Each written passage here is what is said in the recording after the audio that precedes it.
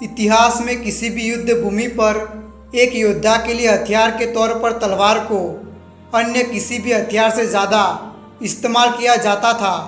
तलवार वीरता, शौर्य और राज्य चिन्ह का प्रतीक तक रह चुकी है। आज की इस वीडियो में हम इतिहास की 5 सबसे ज़्यादा खतरनाक तलवारों के बारे में जानेंगे, तो वीडियो के अंत तक बने रहिए।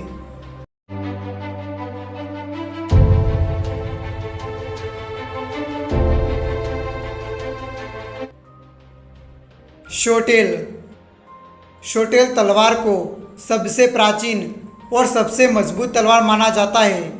इस तलवार का निर्माण इथियोपिया में हुआ था। शोटेल एक घुमावदार तलवार है। इसकी ब्लेड पर वक्र फारसी शमशीर से भिन्न होता है, जो लगभग अर्धवर्तुलाकार आकार को अपनाता है। ब्लेड एक हीरे के क्रॉस सेक्शन के साथ सपाट और 2 धारी है। ब्लेड की कुल लंबाई लगभग 40 इंच होती है और मुठ एक साधारण लकड़ी का टुकड़ा होता है जिसमें कोई गार्ड नहीं है। शोटेल का म्यान एक करीबी फिटिंग चमड़े में किया गया था। इसका आकार एक बड़े दरांती के समान है और इसका उपयोग प्रतिद्वंदी की ढाल के चारों ओर पहुंचने और गुद्दे या फेफड़े जैसे महत्वपूर्ण क्षेत्रों में छुरा भोंकने के लिए प्रभावी ढंग से किया जा सकता है। यह काफ़ी हद तक अफार गिल जैसा दिखता है। गिल में 2 काटने वाले किनारे होते हैं, जबकि शोटेल का ऊपरी किनारा बिना नुकीला होता है और कभी कभी ताकत के लिए तलवारबाज की ढाल के खिलाफ इस्तेमाल किया जाता है। इसे किसी भी शरीर के आर पार और ढाल को बहुत आसानी से छेदा जा सकता है। यह तलवार 18वीं सदी की सबसे खतरनाक हथियार मानी जाती है।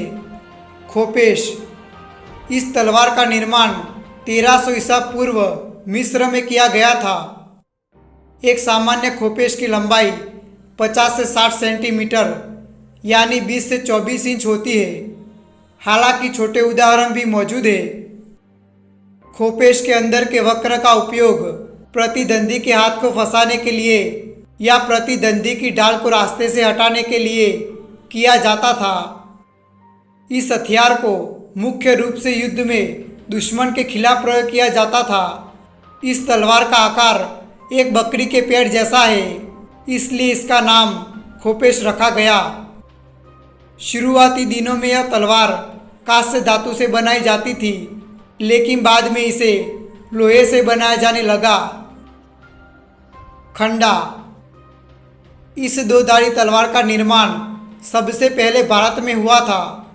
भारतीय इतिहास में लोह युग के महाजनपदों के बाद से इस्तेमाल किया जा रहा था, जिनका संस्कृत महाकाव्यों में खड्ग के नाम से उल्लेख किया गया है और सैनिकों द्वारा इस्तेमाल किया जाता था।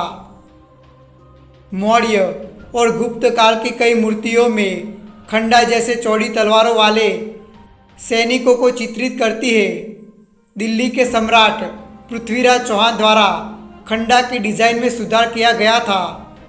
उन्होंने अधिक ताकत जोड़ने के लिए ब्लेड पर एक पीठ की रीढ़ को जोड़ा। उन्होंने ब्लेड को चौड़ा और चपटा भी बनाया, जिससे यह एक बेहद ही शक्तिशाली हथियार बन चुका था, जिसका तोड़ किसी भी अन्य हथियार में नहीं है। यह तलवार अपनी दोनों धारा से दोनों तरफ काटने की क्षमता रखती है। इस तलवार का प्रयोग राजपूत सेनाओं द्वारा सबसे पहले युद्ध में किया जाने लगा। यह तलवार भारतीय क्षत्रियों, सिखों और मराठों द्वारा उपयोग की जाने वाली सबसे खतरनाक हथियारों में से एक थी। किलिंज तलवार को पहली बार तुर्क और मंगोलों द्वारा इस्तेमाल किया गया था। किलिंज तलवार एक लंबा ब्लेड है जो मुठ से थोड़ा और बाहर से आधे हिस्से में अधिक मजबूती से मुड़ा हुआ है। यह एक एकल धार वाले और मध्यम घुमावदार कैंची का एक प्रकार है। ब्लेड की चौड़ाई अपनी लंबाई के अंतिम 30% तक सक्रिय यानी थोड़ी सी टेपरी के साथ रहती है। इसका इस्तेमाल सेल्युजुक साम्राज्य, तैमुरिद साम्राज्य, मामलुक साम्राज्य और ओटोमन द्वारा भी किया गया था। घुड़सवारों में यह तलवार काफ़ी मशहूर थी। कृपाण की यह शैली अगले 400 सालों में कई बदलाव से गुजरी। अगर किसी कुशल सवार के हाथ में यह तलवार हो तो ये और भी घातक बन जाती थी। उरुमी उरुमी इसे चुटटुअल के नाम से भी जाना जाता है। यह लोहे की चाबुक जैसी दिखने वाली और धातु की बनी धारदार ब्लेड जैसी होती है, किंतु अधिक लचीली तलवार होती है। ब्लेड की लंबाई आमतौर पर 4 फीट से 5.5 फीट तक और चौड़ाई लगभग 2.5 सेमी यानी 0.98 इंच होती है।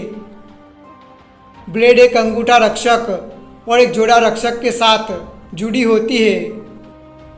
उरुमी का उपयोग करते समय इसे उचित तरीके से पकड़ने से लेकर वार करने तक की तकनीक का सही प्रकार से प्रयोग करना अति आवश्यक है। इसे पकड़ने के लिए कम बल के साथ पकड़ा जाता है। यह तलवार एक ब्लेड वाली और एक से अधिक ब्लेड वाली भी होती है। इसके अलावा इसे चलाते समय विशेष रूप से स्पिन और स्फूर्तिली का अभ्यास किया जाता है। युद्ध में उरुमी का उपयोग करने के लिए उचित ज्ञान होना अति आवश्यक है, अन्यथा यह इसे चलाने वाले योद्धा को भी गंभीर तौर पर घायल कर सकता है। दोस्तों, अगर आपको ये वीडियो पसंद आया हो तो हमारे इस चैनल को लाइक और सब्सक्राइब ज़रूर करें। तो फिर मिलते हैं एक नए ऐतिहासिक किस्से को लेकर।